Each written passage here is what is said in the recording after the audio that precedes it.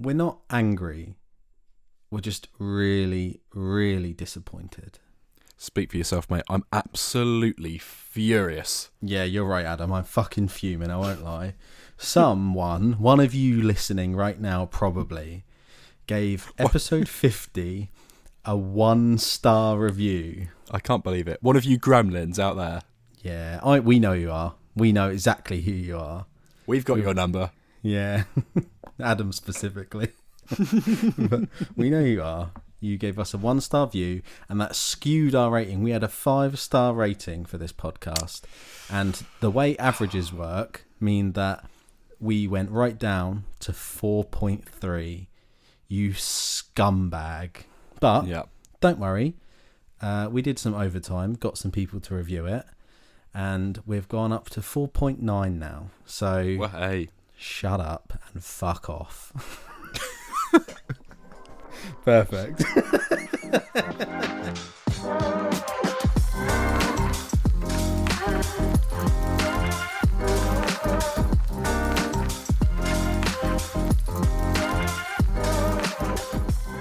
Hello and welcome to episode 54 of Moving Up with your hosts me, Alfie Walker. And me, Adam Barlow. A slightly tipsy Adam Barlow I want to preface this episode with. Adam's been to the pub with his work colleagues and he's munching on a McDonald's as we speak. So yeah, what a tragic sight. People have asked me, Adam, will you ever record these podcasts? No, and this is the very reason why, because no one wants to see me tucking into a triple cheeseburger. You know, there's no demand for that. Speak for yourself. Or as you said in the outtake at the beginning of this episode, this is business for yourself, and then we had to re-record because you're that drunk. I was just doing a Bob Dylan.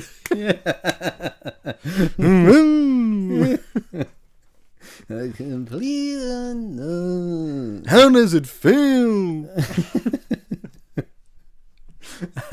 Speaking of Oscar contenders, today we are reviewing The Brutalist, a very apt film to review when Adam is slightly intoxicated, but nevertheless, we're going to talk about this 3-hour and 35-minute epic directed by Brady Corbet. We're going to be reviewing that. But first, I think we're going to have a little catch-up. What have you been watching, Adam?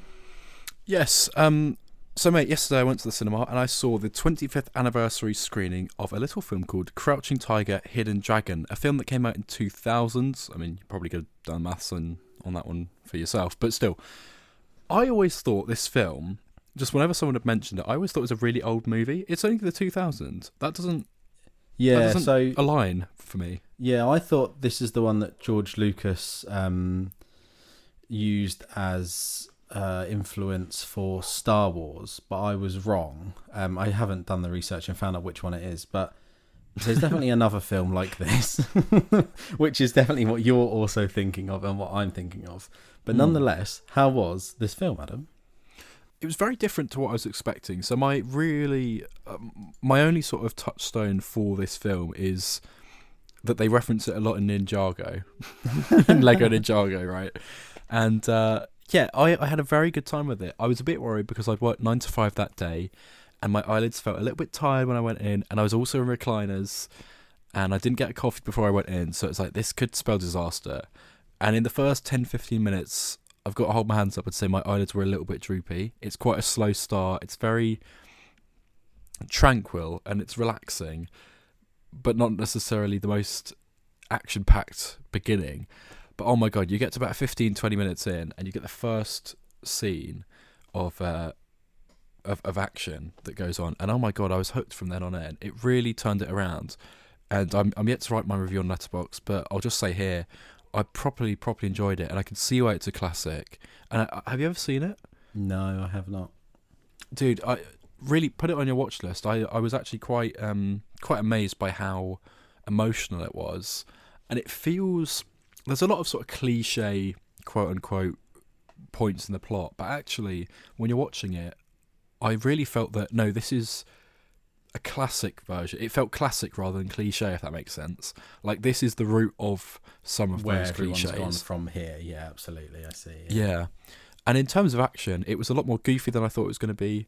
They go to these beautiful, beautiful locations, but they're like clinging onto bamboo, and they're clearly all on wires and just floating around, and they can fly with their ancient training.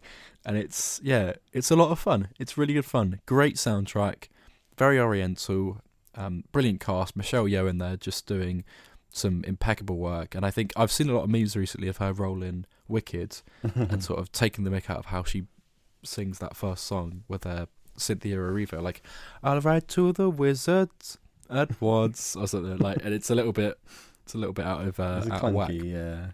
Yeah, but in this, it reminds me, like, this is the woman that won the Oscar for Everything Everywhere All at Once, and rightfully so. She's absolutely great, and it's really good. It sort of crept up on me, and it was only in the last sort of 10 minutes where I could look back on the whole film and be like, you know what, really enjoyed that. Properly recommend it. Nice. I definitely need to give it a watch. I'm missing that sort of part of my film watch list completely. I am very I have no context really for any films like that, which is a bit sad because it influences so much in, like we said, Star Wars is the big one in the traditional sort of film like that, but it's a huge influence and it's a huge industry, so it's definitely something I need to pick up on because I'm missing that bit completely. All those karate films and westerns as well. I don't feel I've seen that many of them. Yeah, absolutely. I haven't been watching much, I won't lie. Been quite busy with work. The Brutalist is basically the runtime of 2 films, so that's my two films of this week done. I have not finished Skeleton Crew. I don't think you have either, right? Oh, I thought you had. So I was gonna put you on the spot, but no, I can't remember what episode I got up to. About episode 5, I think. I was going to say off air, I find it so irritating that I can't just sit down. Like, I don't have the time recently with this new job. And don't get me wrong, I'm loving it, so I can't really complain. But man, I wish I could just sit down and finish this one show and just tick it off my list. Yeah, I mean, same with the bear episodes as well. Right? Like, what excuse have I got? But it looks. I've had nothing but great things, and it's a wonderful show. It's so heartwarming. It's so full of adventure and excitement, and it makes me happy to be a Star Wars fan, which it's not something we can take for granted. So I need to get on and finish that at some point. And then same with that Spider-Man show that's just come out today. I need to go and check that out. First 2 episodes dropped, right? Yes, I think you're right. They're releasing it in a weird way over the next 4 or 5 weeks in sort of clusters. So it's 2 episodes this week, I think 3 or 4 the following week, but in total it's 10 episodes. So right. I'm not sure why they've split it up so oddly, but yeah. I presume maybe they're story arcs, but that's still a very weird. Yeah, weird thing I think I guess it must be 2, 3, 3, 2. That sort of that sort of split. That's about it from me, I think, mate. I've been very busy, but with nothing to do with film. We've got a huge film to tackle today. Should we get on with it and go for it? Absolutely. Let's give it a go. This is our review of The Brutalist.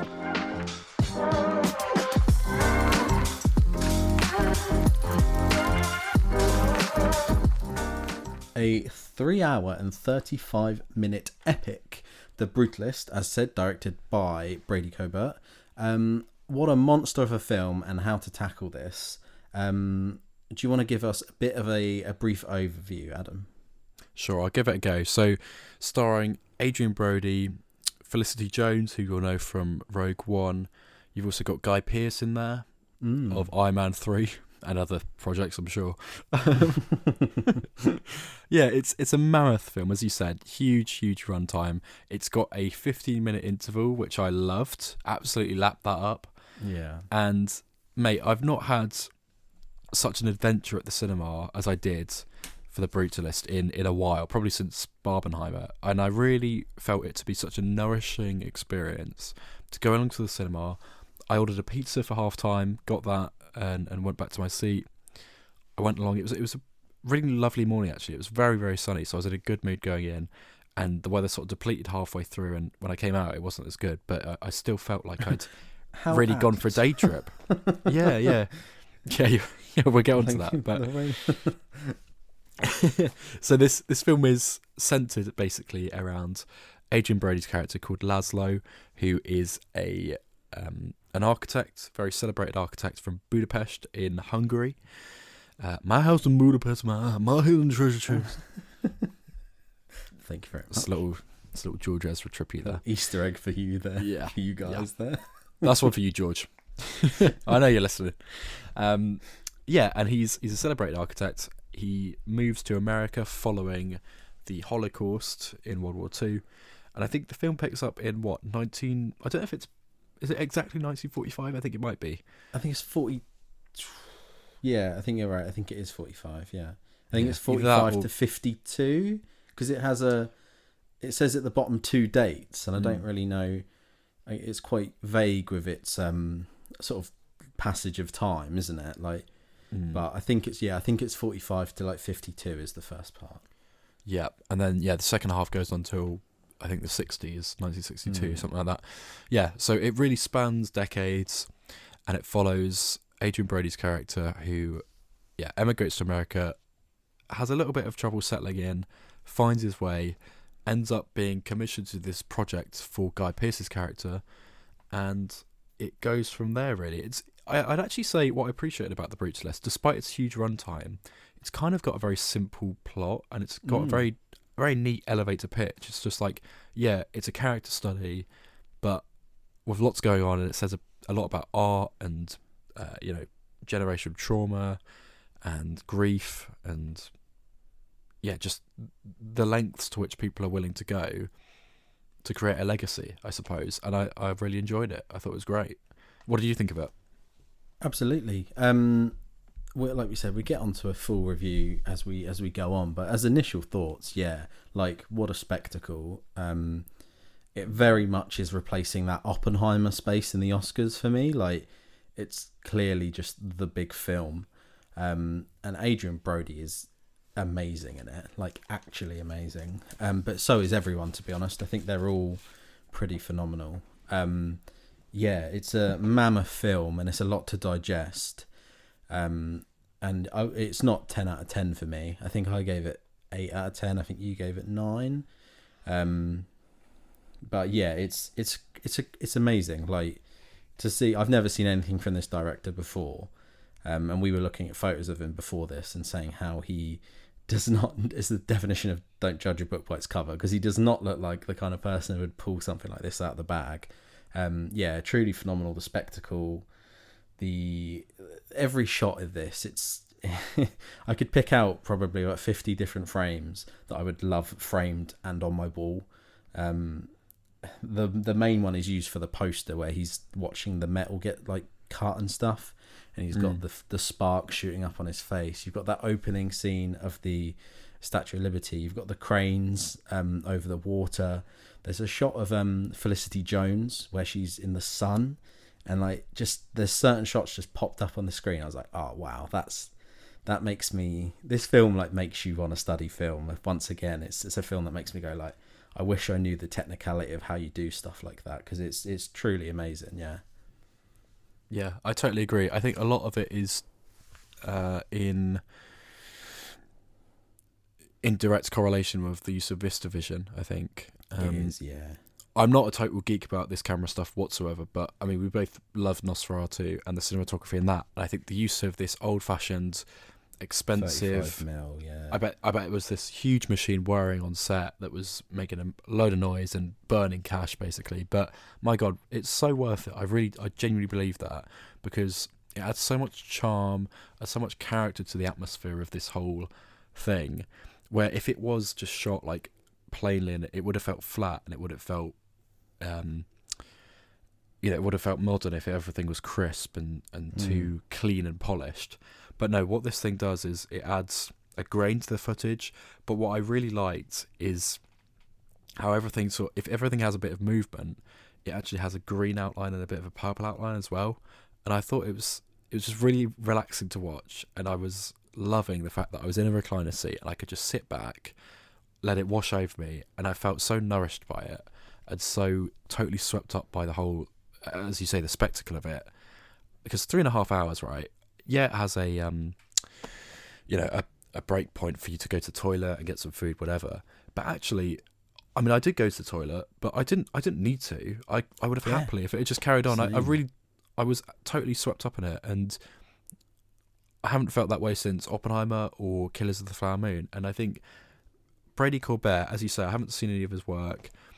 For him to have achieved something that Scorsese and Nolan did is quite astonishing, and I've got to take my hat off to him. Yeah, it's kind of crazy. It might be worth starting with the intermission, because this is something that I remember films used to have. You might be a little bit too young, which is a horrible sentence for me to say, but I remember going to see Pirates of the Caribbean World's End at the cinema, and that had an intermission halfway through. Really? If you go to the toilet. And I remember being in a couple of films that had intermissions just in standard view cinemas. And it's something that films used to do, and they phased it out because basically cinemas don't make any money from that, do they? They're burning screen time, basically. So it sort of stopped happening. And this is the first film in a very long time that I've been in, and there's been an intermission. And I love it, mate. It is such a nice halfway point to, like you said, you can go out and grab something to eat, stretch your legs. I don't think it would work in every film, because not every film is structured like this. But in a film like this, where it's so sort of proper linear passage of time, one direction, and the way it's blended into the film as well, with this photo coming up on the screen, and the music was lovely as well that was playing while it was up there. I love it, mate, and I hope more films start doing it, because I think it adds something to this film, and I think it, obviously extends the runtime by 15 minutes, but maybe I don't think this film felt that long. I think maybe this film felt shorter than Oppenheimer, and Oppenheimer's only 3 hours, so. Yeah, I think I agree with you on that, yeah, for sure. I reviewed Nickel Boy's last episode, and I spoke to a friend who had also seen that in the last week, along with the Brutalist, and they agreed with me when I said that Nickel Boy's felt longer, even though it's about an hour shorter. Like, what a weird paradox that is. Yeah. And just the way that something's shot and the way that something's paced can really dramatically change your whole perception of it, and I think that's fascinating. But yeah, I mean, the Brutalist, should we go through it? We'll talk about the first half first, that makes sense. And then, we'll get onto the second part, because I think people are more mixed on that. Yeah, absolutely. I suppose for good reason, but also I do think a lot of that is down to, if there wasn't an intermission and it just was one film, like which it is, but if you know what I mean. It feels like two different films almost, yeah. Yeah, I think if there wasn't that intermission, people would maybe, I don't know, would they be more receptive to the second half, do you think, or would they be... Or less. Yeah, that's a really interesting idea. Would they be potentially less receptive to the whole thing? I don't know, yeah. Because you're going in afresh for that second half, potentially people are seeing it as a separate film in their head. They obviously know it's not, but just sort of mentally in their head, it's a different kind of film. And therefore the second half just isn't hitting them right. Because it does take a much darker turn for the second half, and it's way more broody in that second half, and it's interesting. Brody. And I think Adrian Brody, nominated for Oscar 2025, top of the A-list star in our impressions repertoire. Yeah. You're right. I think maybe if it didn't have the break, maybe it might have worked even better. You're quite right there. I've said how much I praised the break, but I think maybe it would have worked without it. But 3 hours and 35 minutes is an insane runtime, and you have to have a break in the middle. Yeah. So we'll get started with the first half of this film. So it runs for about, hour and 40, should we say?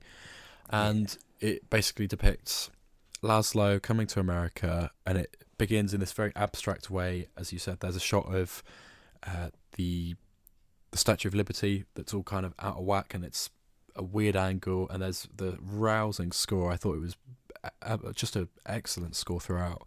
Not something that I'd necessarily listen to if I'm walking to work or anything, but something that, if I want to sit down and listen to a score and do nothing else, I'd absolutely put this on. Yeah, absolutely.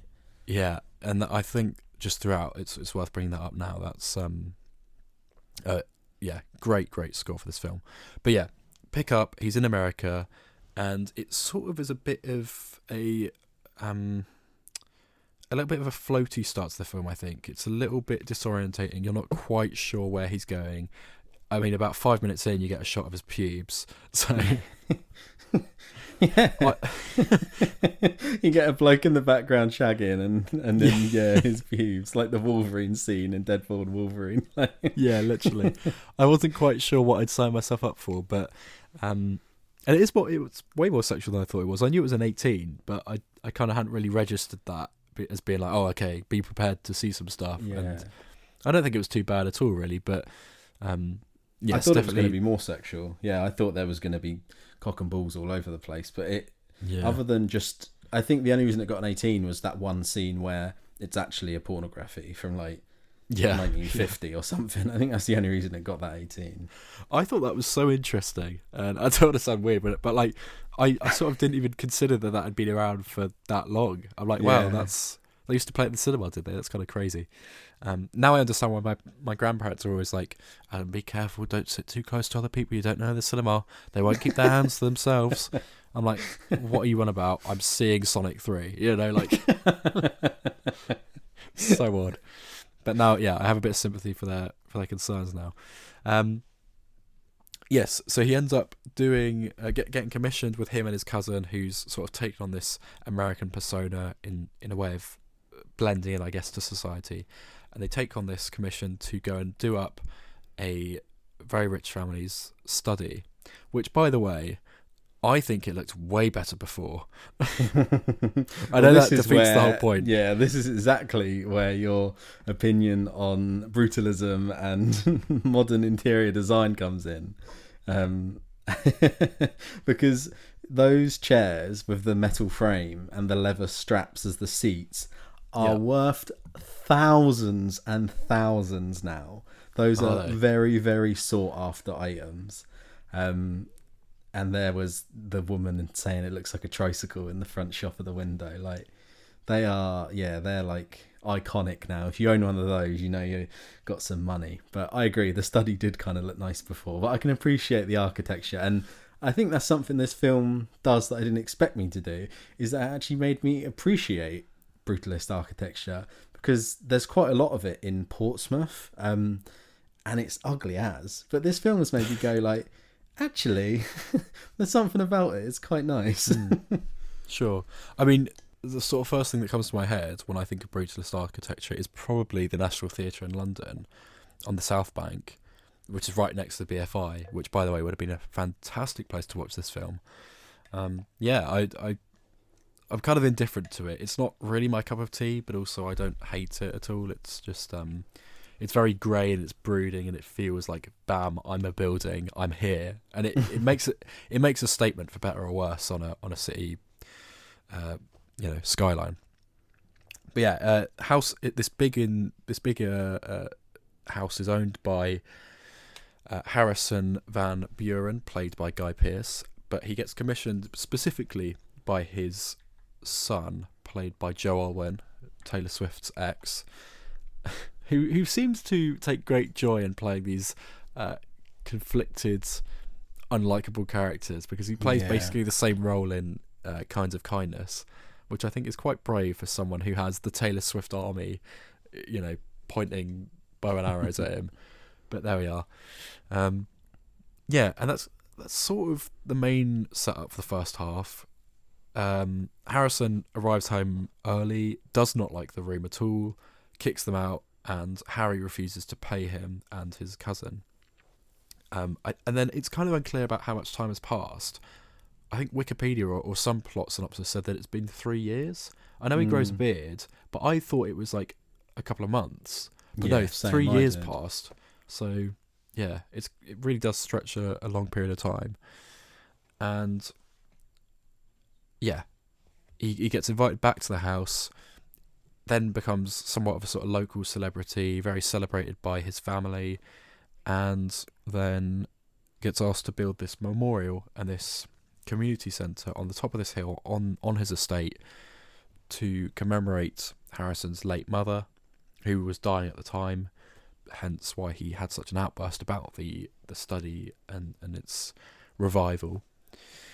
And then, yeah, he sets to work on this project, and in the background of this, you've also got his wife and his niece, I suppose, who are trying to get from Europe to America and try and get out of that, the political unrest. And I think they, at that time, I guess they were still under communist dictatorship, I suppose. So it was really difficult for them to get out. But yeah, then the film takes a breath as he sources this image to show that they're related so that they could come to America. So that's the first half, broad strokes. What were your thoughts on it? Yeah, I was sat there lapping it up. The way the intro is super, rushed. Camera movements are all over the place. It's shaking. It feels like a huge rush, and I think that really added to it because it has a voiceover, doesn't it, of her Felicity Jones's character saying how they're stuck there and how they want to escape, and you've got all this camera movement going, and then it hits you with the Statue of Liberty. The passage of time thing is interesting. I think it's difficult to tell how long's passed after certain things. But yeah, watching this first half, man, I was sat there like, oh my God, is this the next Citizen Kane? Because my goodness, I am loving it. That first film, the first half, sorry, I'd give absolutely 10 out of 10. I don't think I've ever been so engrossed in a film. I was sat there waiting for the halfway point. I was really intrigued to know how they were going to fit it in. And as they said, we're looking for a photo, you need to find a photo. And then it slowly started wrapping around. I was like, right, I can see where we're going here. We're going to hit halfway. And there's our break. But yeah, that first half, dude, crazy. It's crazy good, dude. I'm so happy with it. And yeah, as we'll get on to, it was a little bit let down by the second half. But Adrian Brody, amazing. Guy Pearce, I was a bit, why is he being nominated for this? Before I went in, I was only seeing clips and trailers, and I was a bit like, why is he being nominated for this role? And then halfway through, I was like, oh yeah, okay, I can see why he's been nominated for supporting actor for this, because I think it truly is good. And you mentioned Joe Alwyn as well. Something super sinister about him from the first shot of him, where he sat on the desk waiting, and the way he's talking to them is really weird. And I don't know if I've got enough nuance to pick up on what exactly it is. But there's something about him that was so on edge, and I just wasn't sure how to take him. I wasn't sure if he was going to turn into this really evil person or something. Yeah, something about him that whole way through when he was getting them to plan the designs. And obviously, we'll talk about it as we go on. But yeah, first half, Adam, what was your opinion? Yeah, pretty much the same as you, mate. I totally just wrapped up in it, and I think the way that Adrian Brody manages to just subtly get you so on board with this character, who is so well-meaning, and he's a little bit rough around the edges. He's dirty, and he's going to the cinema to watch porn. He's trying to feel his way around life and trying to just get his footing in a new country that he's unfamiliar with. But he means well, and he's got talent. And I think that's so inspiring to watch. It's so interesting to set a film of this length upon. And man, it does so much groundwork. I think regardless of what you think of the second half, it's hard to look at this first half and be like, yeah, that's every scene here feels deliberate. Every shot is well thought out and well paced, and held for just the right amount of time. And it's hard to look at this film and feel underwhelmed, because I really went into this film with big expectations, especially having seen most of the other Best Picture nominees. I was like, right, this has got to be good, because at the moment I'm feeling a bit underwhelmed. This has got to turn it around, and I'm glad to say it did. And this first half is a big part of that. Yeah, absolutely. Exactly. Like we've already said, it really takes that Oppenheimer spot for me. I know you shouldn't really compare films to previous years, but no, absolutely. I think this is the one that I would imagine would win. Albeit I don't think it will anymore because of this AI scandal. I think it's absolutely scuppered it. And I don't think Adrian Brody will win for Best Actor because they've said that he used AI to enhance the accent or something. And if so, that's insane because the whole of Hollywood went on strike about the use of AI literally a few months ago, and now they're using it in their films. So if that is true, I think that's absolutely scuppered his chances there. But nonetheless, I think it is. Yeah, it's proper Oscar baity, 100%. It's so Oscar bait, even from the way the credits roll at the beginning and everything like that. But that's not to its dismissal at all. I think the first half's kind of a masterpiece.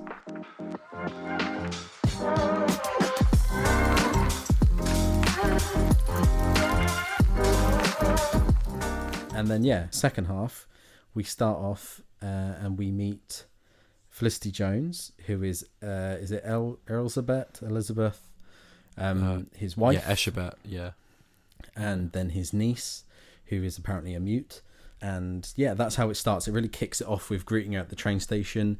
You presume that quite a lot of time has passed because you finished the previous by saying they're only just looking into getting her into America. And then the second half is starting with them getting there on train. What was your opinion of being introduced to his wife so late in the film? I thought it was a very interesting choice to make, and I think actually just the fact that she'd kept the fact that she was in a wheelchair, you already were sort of put in this sort of position of being you were sort of at ease with the first half. You're like, oh great, it's the American dream, it's a positive, uplifting story. And then the second half is like, oh okay, something's a little bit off kilter here. Not everything is as happy and perfect, or as not everything's fit in as neatly like a puzzle as it has in the first half. And I think Felicity Jones does an excellent job of this movie. I could understand totally why she's been nominated for the acting award she has been for this film. I think if anyone deserves to win from this film, it's possibly her. And I felt so almost a little bit cautious of her. I didn't know if I trusted her. Yeah, absolutely. But at the same time, I'm like, she's just broken. And I think what the film then goes on to is to kind of, and it's always something I didn't appreciate till the end of the film, but the whole discussion and the quietness between him, between Laszlo and between Eshebet is so interesting because it's their way of dealing with the trauma that they've been through. And it's kind of something I didn't consider, but these two, this is the first time they've met in possibly 10 years. Like, we don't know when they got separated in the Holocaust and in World War II, but God knows how long they've been apart. They're going to have their secrets, but actually they've come back together and they still love each other, even if things feel so different and so fragile. They still have that love for each other. They just don't know how to express it, and they don't know, do we talk about the war? Do we talk about the things that we've done and the things that we've had to do to survive? I thought it was so moving. And it's a film that's weird because when I think about it, I think it's incredibly deep and very important. But at the same time, I didn't cry. I didn't feel a huge amount of emotion, but I just really felt like it was hitting me. Do you know what I mean? Yeah, absolutely. It's a film that I guess conveys a lot. That doesn't necessarily need to rip you in two. It just it really got me. It really got me, and I appreciated it more in the coming days. And just on the walk home from the cinema, I was thinking about it a lot, and I was like, man, this is really so deliberate and so intentional and great. I properly enjoyed it. But what do you think? What do you think of her character? I think it was an excellent choice to, like you said, put her in a wheelchair. Because I was really imagining the way they frame the initial getting back when they're rushing to see her off the train to meet her for the first time in years. And he's running towards the station with flowers. I was really expecting a proper cliche running and greeting each other and kisses and hugs. And her being in the wheelchair immediately makes you go, something's not right here. And you're spot on with not trusting her, because I didn't trust her either. I thought there was something weird. I wasn't sure what it was. And then it explores it, with they've both had their own lives for potentially 10 years, maybe longer, which is wild. And they've reunited on this platform, and I was quite confused, if I'm honest. I wasn't sure who they were, because you hadn't seen Felicity Jones's character at all before this scene, and same with the niece. Oh, I guess we'd saw the niece in a one shot, but it was just like, I was so confused by who she was, if I'm honest. I wasn't sure which one was his wife, if one was his niece. And it put me on edge. I wasn't sure. And then immediately going into that dinner scene where Guy Pearce throws a penny at him, imagining he's a shoe shiner. Like, it was proper set the tone that the second half was going to go somewhere that I don't think people expected, or it definitely took a much, much darker turn. But absolutely with Felicity Jones, I understand why she's been nominated. I just found it a little bit hard we'd spent 2 hours with Adrian Brody, so it was then difficult to spend so much time with Felicity Jones, who we hadn't had any interaction with. And I don't think it worked as much for me as maybe it did for others. But nonetheless, it was a really, her performance is great, and I can see why she's been nominated for the Oscar. I don't know if you also saw this, but someone tweeted out saying that they'd gone for their break, like they didn't need the toilet during the interval, then decided, oh damn it, I should have gone. Went very early into the second half, came back during that first hand job scene, which I thought hand job scene. Was a little bit like that again felt like, oh, I don't know quite what's going on here, and then you're like, oh, I see. But also it's like, I don't know how consensual this is, but it's you're really you have a sense of unease, which I did enjoy. And then apparently this guy who tweeted out came back during that, then I think left again, and then came back during the second one. I'm like, oh my goodness, mate, the timing of that is just unlucky. But lots of sad hand jobs in this film.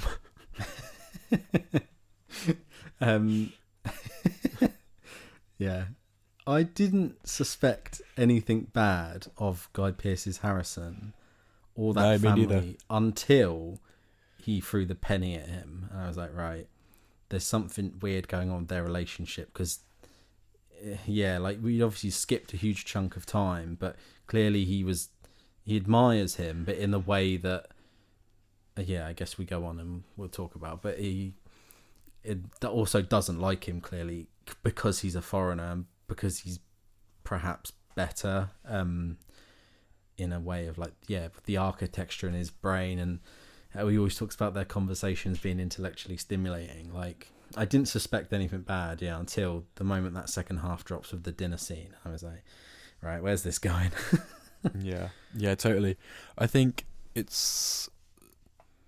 does such a great job of, as I said, setting up Laszlo to be a really endearing and almost an innocent character, a naive character. But at the same time, you don't really think, oh, they won't take advantage of him, it'll be fine. Because I think Guy Pearce does an excellent job of, as you say, playing this coy, charismatic, entitled for sure, aristocrat, I guess, owner of a huge estate. But I always gave him the benefit of the doubt in the first half, and it's the second half, and as you say, with that dinner scene, you're a bit like, oh, okay, he has got a bit of a mean streak going on. And then, as we'll get on to maybe in a bit of a spoiler address later on in the episode, he definitely then, what is sort of unspoken and what is a bit implicit then becomes very physical and very, very like, oh, okay, that's exactly where they stand. And I thought that was a really tough switch to see, because it's almost like, damn, I didn't see that coming. So you can see how he didn't. And I thought it was very powerful. He progressively sort of sinks into despair as it goes on, and we haven't mentioned, but they're Jewish, and there's a whole plot line with the giving of God, I don't want to say this wrong, do I, with everything going on at the moment, the giving of like Jerusalem, Palestine, right, to the Jews after the war, which obviously happened, which is incredibly apt that this film is coming out right now. But yeah, there's a whole plot line with that, and their niece then... Yeah, let's talk about that then. What's the deal with the niece? Why didn't she speak? I don't know if I didn't catch that. I don't know. I think just trauma. I think just she couldn't articulate, or just she couldn't physically emote as well as she could before, just because of the horrors of the war and stuff. Yeah, because she then later on speaks, I think, over dinner after a time jump in the second half. Is that right? And then she definitely speaks in the epilogue. Yeah. So that's what I got from it anyway. Yeah, the family starts leaving, basically. We get Elizabeth gets a job, and then there is just everything. It sort of amps up, but not in a dramatic way. It just amps up in a tension way, and everything starts going wrong, and they travel to Italy. I don't know how to dance about this without spoilers. It's incredibly difficult to do. Should we just go into spoilers? Yeah, this is your spoiler warning, folks. Second half, yeah.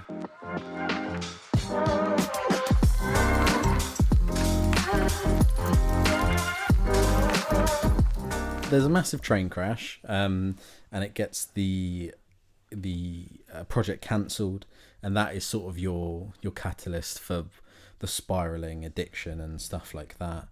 And then it only is cancelled for maybe 2 minutes in the film, but I presume that in the scale of the time, I think it's probably been years and years and years.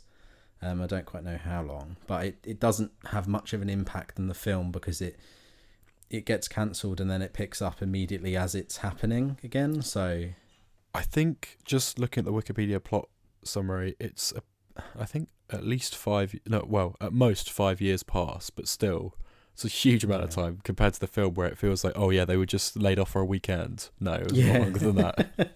It really does feel like that as well.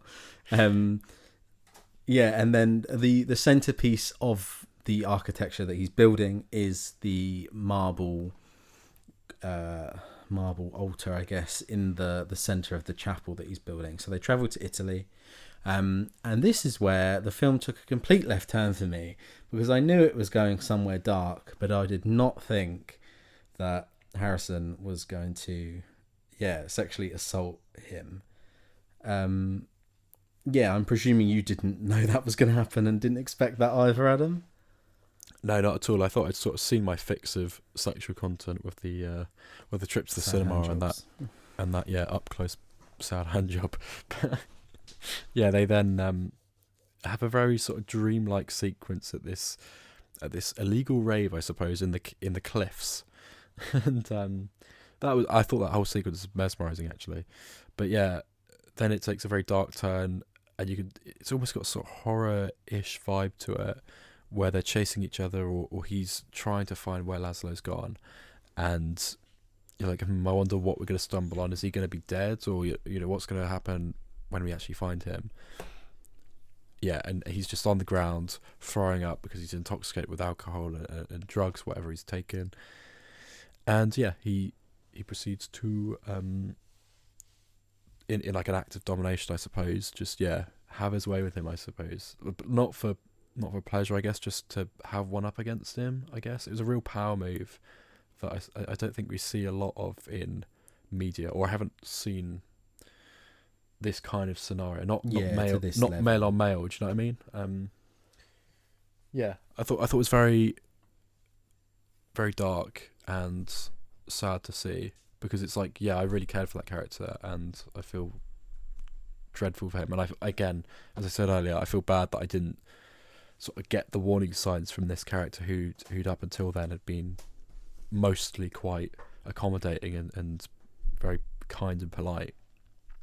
But yeah, that's totally the turning point, I think, the sticking point for a lot of people with their enjoyment of this film, along with the other sexual scenes that you get in the movie that maybe are a bit uncomfortable to watch. I think the heroin scene that happens later on is also a bit like, what am I watching here? Because I definitely had that feeling of like, okay, what's happening. And when it gets a bit more abstract, it is a bit more of a challenging watch, I guess, to interpret. But I think overall, I don't know. I think that scene in the caves is almost a bit on the nose. Well, very on the nose, because it's kind of like, yeah, I knew that he was taking advantage of him. I don't know if he needed to illustrate it in that way, but then it is a big, sweeping 3.5 hour film. It's like, yeah, you don't need to be subtle with a film like this. Yeah, I need a point of. Yeah, I need a point of. It wouldn't have worked if Felicity Jones then confronted them just saying, "You're mean."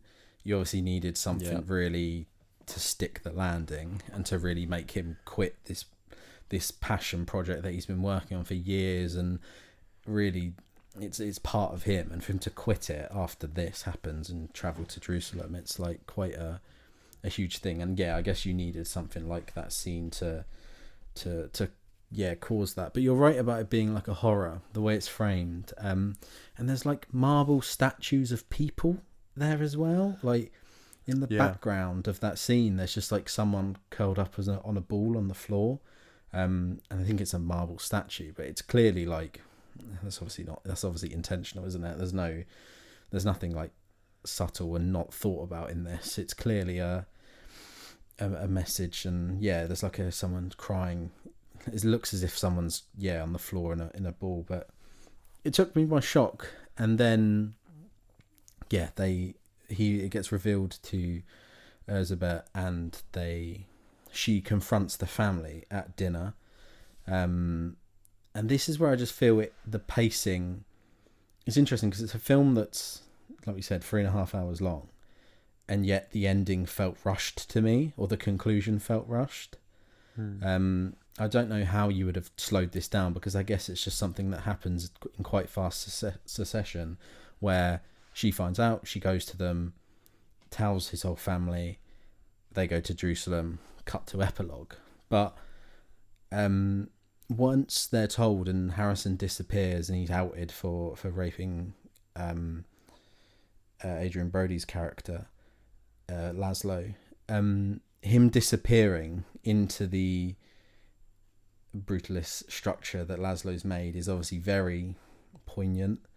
And the way that his son is shouting and crying, I think there's clearly something going on there. I don't know if I have enough nuance to sort of say what's going on, but clearly there's history, I think, with the dad and the son. Probably, my interpretation is, the dad is obviously abusing the son as well, or has done in the past, and that's why he was getting so angry and protective of the dad.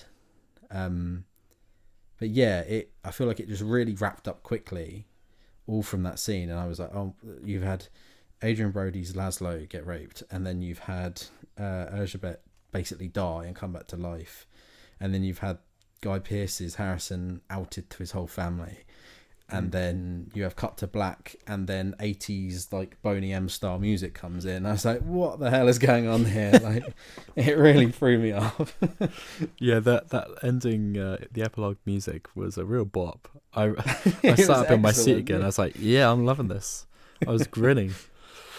I don't disagree about the sort of rushed ending, but to me it sort of bookmarks the film with this state of being disorientated and not quite sure what exactly is going on, what's real, what isn't, because you're almost expecting it to build up to him like hanging himself from the roof of the building, or him absolutely with cut wrists leaning on the marble or something. Like, you're waiting for something like that, and you're so anticipating it, and especially when they wade through that weird space underneath the building where it's pillars and just water. Like, it feels like a structural he did explain that in the there. film, but I don't know what that was about. I didn't catch it, if I'm honest. I wouldn't want a pool of death and water underneath my house, but there we are. Stale, stagnant water under my church. No thanks. Not for me. I kind of like that it sets all that up, and you can almost envision exactly what it's going to look like, and it doesn't give you the satisfaction of seeing that comeuppance, which I quite like. But I totally agree if people are like, well, it feels unfinished and it feels rushed or it feels half baked. Like, sure, but also you know what it would have looked like, so take that as headcanon if you need to. But what I then thought is the epilogue that again has divided people because it's quite so like jarring with the music and with the 80s setting, and also they recast the niece and then have the niece actress playing the niece's daughter. It gets a little bit confusing there. I remember someone saying about that beforehand, so I was kind of prepared for some sort of casting, obscurity in the final act. But yeah, I think for the most part that speech felt a little bit superfluous to me, and I think the film feels like it's really like, bam, this is the movie, this is the plot that we wanted to deliver, and I'm a bit like, yeah, sure, but it's kind of like I'd sort of already seen enough by that point.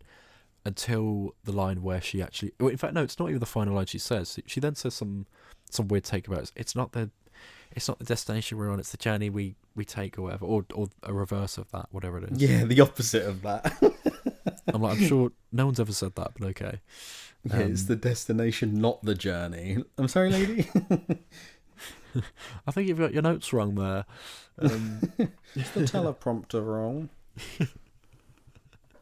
Yeah. But I love the sentiment actually where she explains how the other work he did in between the epilogue and the ending of part 2 is that he'd connected. No, yeah, that's what it was. The area underneath that the community centre connected via tunnels to another building he'd done. Yeah. That signified the two camps that he and his wife were in, where even though they were really far apart, they still had a connection, which I think, again, it's a little bit on the nose, but actually that was what really hit me. And I do remember like welling up a little bit. I was like, you know what, that's really heartfelt, and that actually reframes the whole film for me, because it felt like he was really neglecting his wife for that whole second half in my eyes, and it also felt like she didn't really care too much for him, really, or so it was unrequited, right? Whereas when I actually hear that, I'm like, oh, so even before she arrived, he's putting all this work into designing this huge structure that takes hundreds of people to construct, and it takes years of his life and so much of his effort and blood, sweat and tears, just for it to be a symbolic thing and a real love letter and a huge gesture to his wife. I thought was so, yeah, just wonderful. And I think the film should have really made a bigger point of it, because it was, as you say, it was very much in the last minute and a half of the movie. But yeah, what did you think of the epilogue and the way it wrapped up? Yeah, so you're spot on there with saying the film should have made more of a statement of that, because from what I'm aware, it also said that the size of the building was the identical size to the concentration camp he was on.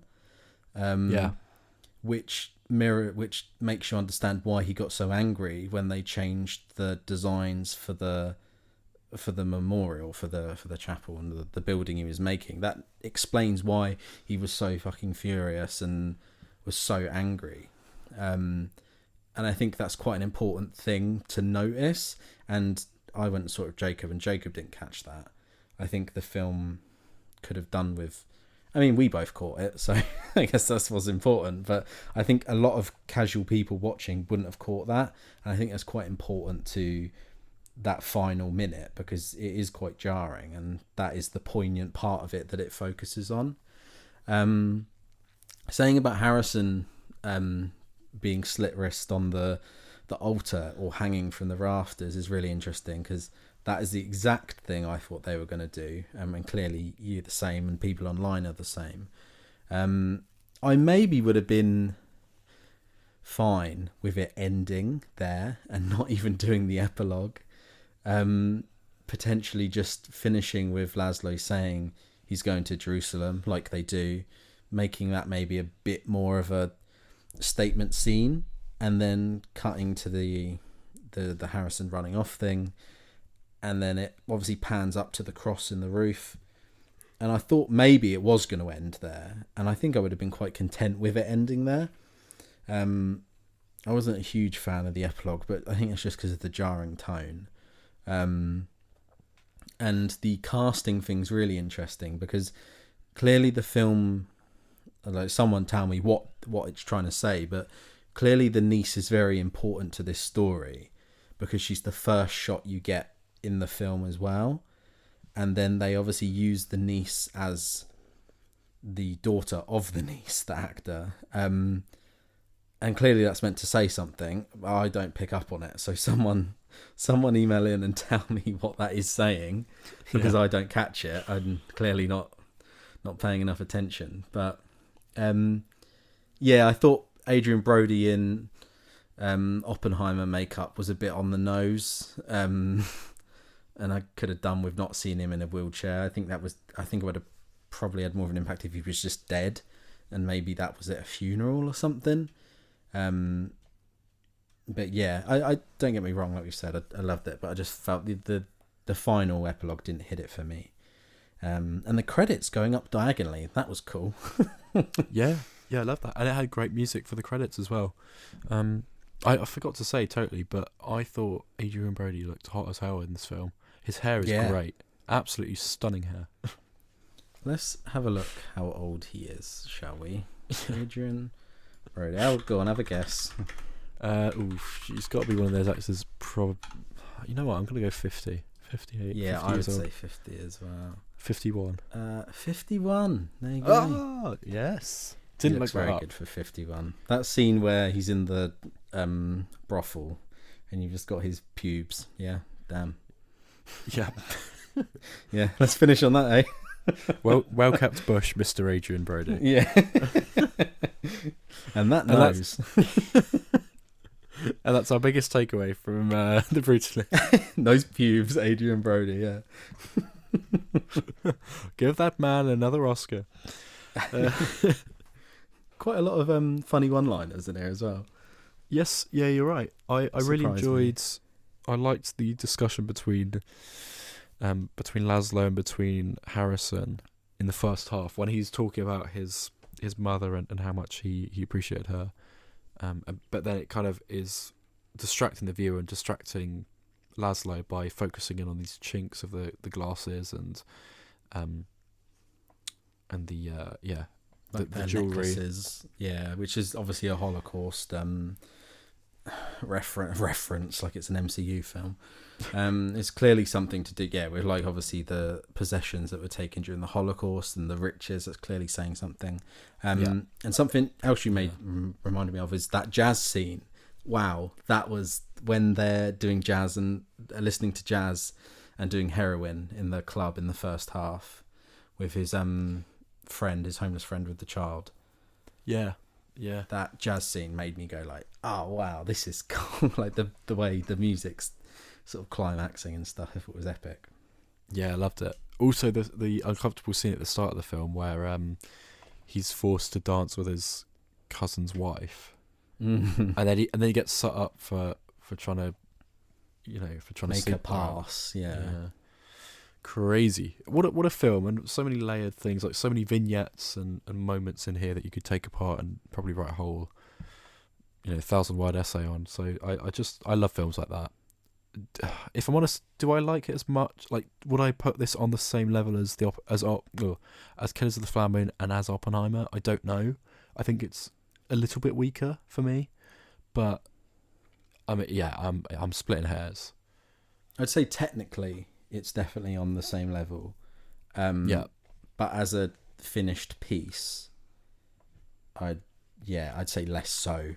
Mainly just because of the ending for me. But yeah, I think you could watch the first half and then turn it off, which is not the best way to watch it, obviously. If you've seen it before, and I think if you wanted an hour and a half of film to really appreciate, and you knew what happened in the latter half, you could just watch the first half and be satisfied, because they really do feel almost like part one. I mean, it is part one and part two, isn't it? But in the same way, you could release them separately almost. Yeah, can you imagine if the Brutalist did like a Fast X style ending? Would be so funny. Like, oh well, come back in 3 years' time for the Brutalist 2. Like, Brutalist 2, Wicked for Good. yeah, it's a double bill with Wicked all the time. That'd be great. Yeah, well, those are our thoughts on the Brutalist. I think that was quite succinct, mate. That's an hour-long episode right there, just on one film. And I think we needed the time, as did Brady Corbet, to tell this story. It's nice to do that sometimes. We sometimes rush through about 4 films an episode, and sometimes it's nice to sort of simmer down and just talk about one huge film. And yeah, you're quite right. I think it needed that sort of length of time to talk about properly. But yeah, what a film, my man. Highly recommended. You've got to go see it. It's not showing in that many places, I won't lie. The showings aren't huge yet, but I think maybe the closer to the Oscars you get, the more showings you'll see. Yeah, hopefully. And it is one of those films you do want to catch in the cinema, because if I was told there's a 3.5 hour film on Netflix, I don't think I'd bother with it, or I'd really struggle to get through it in one sitting. I don't think you'd have the impact or the spectacle or anything like that as well if you aren't seeing it on a big screen for the first time. Unless you've got a really big TV and a really good sound system and a LED light bar behind your TV to spruce it all up. I think watching this on a 32-inch LG TV really ain't going to do it any justice. Yeah, and that's not a slight against the film. I just, as you say, I think it's a special piece of filmmaking, and I think I've mentioned it a couple of times, but I really felt nourished by it, and that's the best way I can describe it, because I've been sort of craving a film like this that is a real thought provoker and a real adventure to go to the cinema and be like, right, I'm here for the next 4 hours, 4.5 hours. Lock me in, give me some snacks, give me some drinks, and I'm ready. I love that kind of thing. And my only wish is that I went along with someone else, actually, because I think it would have been a great experience to show with someone else. But yeah.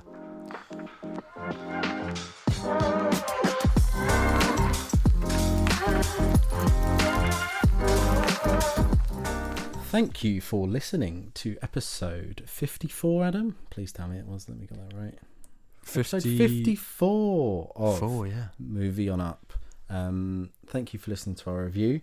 We hope we didn't ramble too much, but I'd like to think, as we just said, it's a 3.5 hour film, so it needed the time to talk about properly. But yeah, thank you for listening. Please email in your film reviews or opinions, especially if you've seen this one, because I think it'd be interesting to get a couple more opinions. I'd love to hear it. Please email in. It's hello@movieonup.com. Yes, and you can also jump onto our TikTok and Instagram. Our handles are @moveonup. And also, as we're on the subject, you can also go to our Spotify, drop us a follow. Grab your mum's phone, drop us a follow. Grab your dad's phone, drop us a follow. Grab your aunt's phone, drop us a follow. And give us a 5-star rating. Yes, please do. As we said, we've managed to get the rating back up to 4.9. But via the rules of statistics, we have to get 100 reviews now to get back to 5 stars. And we're currently on about 26. So if you've got 75 cousins, do us a favour and leave us some 5-star reviews, because that one person has ruined it all. Grrr. You know who you are. We're not angry, we're just furious. There we are. I was just going to say, Alfie, I think we need to bring back our signature outro, because we haven't done it for a while. If I don't see you through the week, we'll see you through the window. Yeah, that one. That one. And Michael Caine. We ain't forgot about him either. See you next week. Michael Caine.